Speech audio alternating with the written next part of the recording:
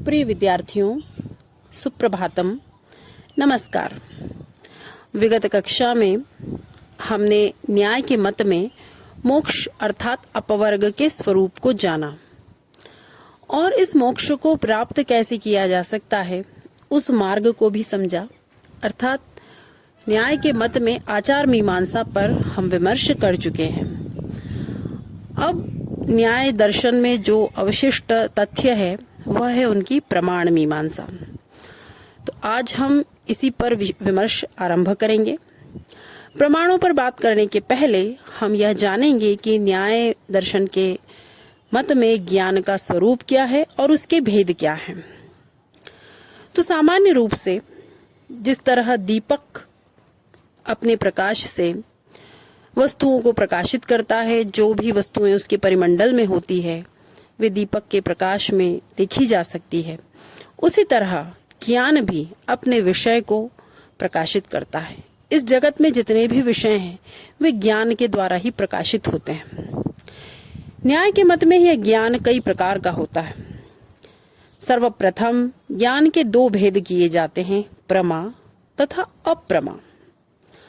प्रमा अर्थात यथार्थ ज्ञान, निर्भ्रांत ज्ञान, संशय रहित ज्ञान, तर्क रहित ज्ञान और पूर्ण रूप से यथार्थ अनुभव। इसी प्रमा के चार भेद हैं, प्रत्यक्ष, अनुमान, उपमान तथा शब्द या आप्त।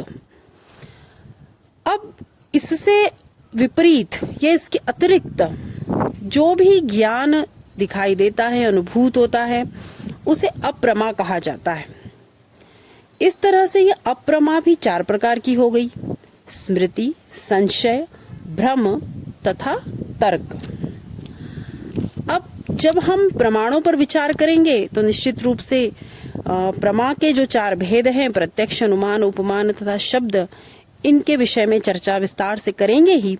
अतः इसके पहले हम अप्रमा के जो भेद हैं उन पर बात करेंगे, ताकि आपके मन में प्रमा का जो स्वरूप है वह भी अति स्पष्ट हो जाए। तो क्रमशः इन भेदों पर विचार करते हैं। तो अप्रमा के जो चार भेद कहे गए हैं उसमें प्रथम है स्मृति। स्मृति को यथार्थ ज्ञान नहीं माना गया, और यदि यह स्मृति को यह कहे कि यथार्थ अनुभव पर आधारित हो तब तो इसे यथार्थ ज्ञान मानना चाहिए। तो इसमें भी विमर्श किया गया है। तर्क संग्रहकार ने तो स्पष्ट ही कहा है, स्मृतिरपि द्विविधा, प्रमाजन्या यथार्था, अप्रमाजन्या अयथार्था। तो इस तरह से यदि यथार्थ ज्ञान पर आधारित स्मृति है तो हम उसे प्रमा कह सकते हैं, किंतु इसमें भी मीमांसकों ने यह खंडन करते हुए युक्ति दी है कि स्मृति को प्रमा नहीं माना जा सकता, क्योंकि स्मृति के द्वारा कोई नया ज्ञान प्राप्त नहीं होता, अपितु किसी पुरातन ज्ञान की या अतीत के किसी अनुभव की पुनरावृत्ति ही होती है। तो इस दृष्टि से स्मृति को प्रमा में सम्मिलित नहीं किया जा सकता। तो ये दोनों ही तर्क दिए गए हैं और इनको न्याय दर्शन ने अंततः इस तरह से रखा है कि स्मृति को अप्रमा ही कहा गया है, प्रमा नहीं कहा गया। इसके पश्चात क्रम है संशय का। तो संशयात्मक ज्ञान भी प्रमा नहीं है, क्योंकि इसमें भी जो ज्ञान प्राप्त होता है वह संदिग्ध है। अभी हम किसी निश्चयात्मक ज्ञान तक नहीं पहुंचे हैं, इसीलिए संशय जो है वह भी अप्रमा ही कहा गया है। इसके पश्चात कहते हैं भ्रम। भ्रम में यद्यपि संशय नहीं होता और भ्रम का प्रत्यक्ष भी हो सकता है, फिर भी वह यथार्थ ज्ञान नहीं है।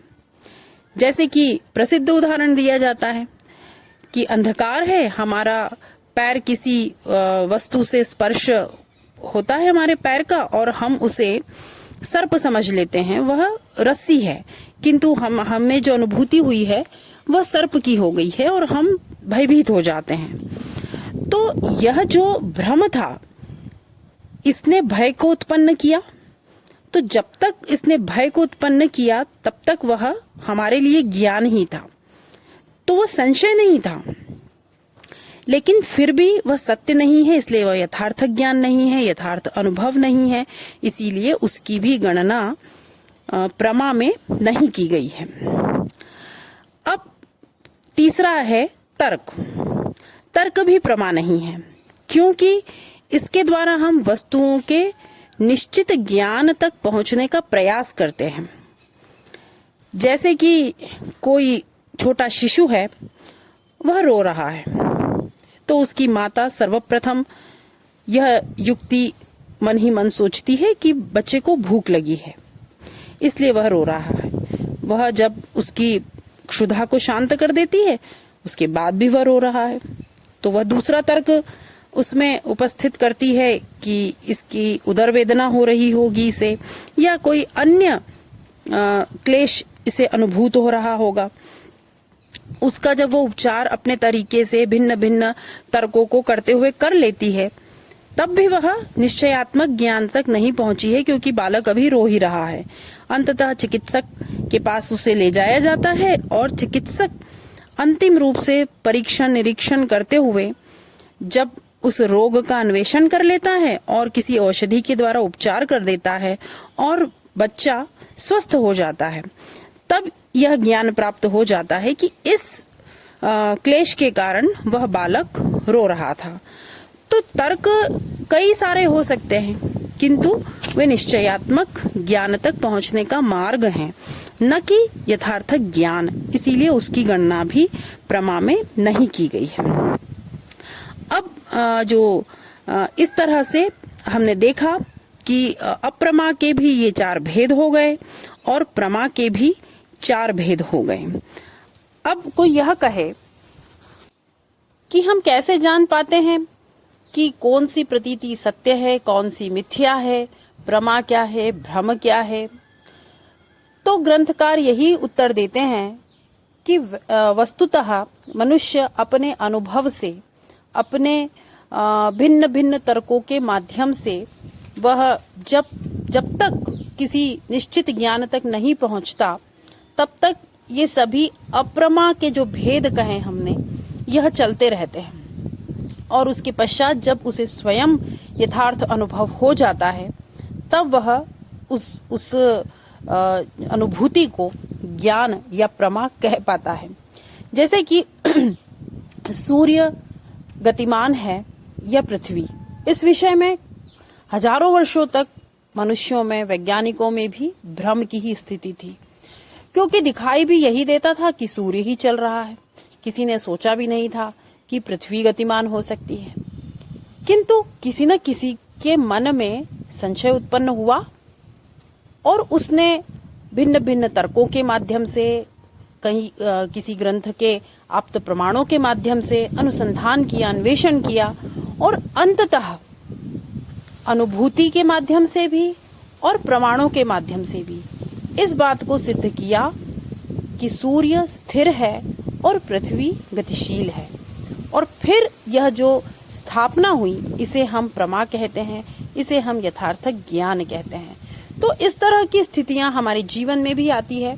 हम एक दीर्घ काल तक किसी बात का कोई और अर्थ समझ रहे होते हैं, किसी स्थिति को किसी अन्य रूप में समझ रहे होते हैं, किसी व्यक्ति को किसी अन्य प्रकार से देख रहे होते हैं, और किसी एक बिंदु पर जाकर हमें उसका निश्चयात्मक ज्ञान प्राप्त होता है। उसी को प्रमा कहा गया है। प्रमा के माध्यम से ही मनुष्य जीवन में उपलब्धियां या सफलता प्राप्त कर सकता है। यह यथार्थ ज्ञान ही इस भौतिक जीवन में भी उन्नति का कारण बनता है, और जैसा कि न्याय दर्शन कहता है कि मुक्ति का मार्ग भी वही है। तो इस तरह से ज्ञान के भेद और ज्ञान के स्वरूप को लेकर न्याय दर्शन ने विस्तार से विमर्श किया है। भाष्यकार ने उसमें बहुत लंबा व्याख्यान प्रस्तुत किया है। कई टीकाकारों ने उसमें युक्तियां प्रदान की है। तो वो अपने आप में एक स्वतंत्र व्याख्यान का भी विषय है।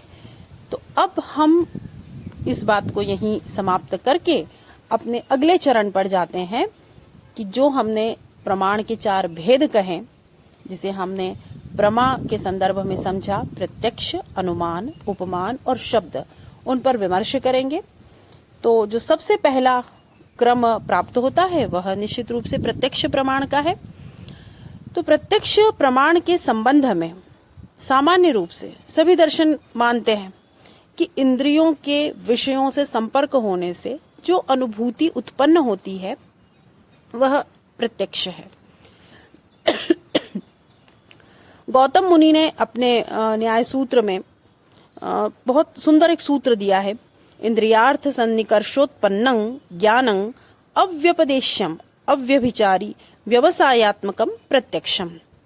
अर्थात इंद्रियों का विषय संपर्क से उत्पन्न ज्ञान जो कथन में भी नहीं आ सकता, जो मिथ्या नहीं हो सकता किंतु निश्चयात्मक होगा, वही प्रत्यक्ष है। लेकिन केवल इतना जान लेने से हम यह नहीं कह सकते कि हमने न्याय के मत में प्रत्यक्ष को जान लिया है, क्योंकि इसमें भी बड़ा विमर्श है, तर्क वितर्क है। कुछ नैयायिकों ने भी इस बात को नहीं माना, तो कुछ वेदांतियों ने भी इसे नहीं माना। उनका यह कहना है कि आवश्यक नहीं है कि प्रत्यक्ष ज्ञान में इंद्रिय संयोग हो, इंद्रिय संयोग के बिना भी प्रत्यक्ष हो सकता है। युक्तियां दी गई हैं कि ईश्वर को तो सभी विषयों का प्रत्यक्ष ज्ञान होता है, किंतु ईश्वर इंद्रियवान तो नहीं है। उसके अलावा भी कहा गया है कि सुख, दुख आदि जितने भी मनोभाव हैं, सभी का प्रत्यक्ष इंद्रिय संयोग के बिना ही हो सकता है। तो इस तरह के कई विवाद, कई युक्तियां न्याय ग्रंथों में हमें देखने को मिलेगी, जिससे कि इस बात में विवाद होता है कि इंद्रिय संयोग प्रत्यक्ष ज्ञान के सभी भेदों का सामान्य लक्षण नहीं हो सकता। यह सिद्ध भी किया गया कई विद्वानों के द्वारा कि इंद्रिय संयोग प्रत्यक्ष के लिए नितांत आवश्यक नहीं है। इसीलिए हम यह कह सकते हैं कि साक्षात प्रतीति ही प्रत्यक्ष का सामान्य लक्षण हो सकता है। तो इस तरह के कई तर्कों को स्थापित करते हुए न्याय दर्शन ने प्रत्यक्ष पर विमर्श किया है और प्रत्यक्ष के भेदों को बताते हुए लौकिक और अलौकिक प्रत्यक्ष की बात कही है। यह भी कुछ विस्तृत ही विषय है, तो हम अगली कक्षा में प्रत्यक्ष के भेदों पर चर्चा करते हुए उसके पूर्ण स्वरूप को जानेंगे और इसके पश्चात अन्य प्रमाणों पर भी विचार करेंगे। धन्यवाद।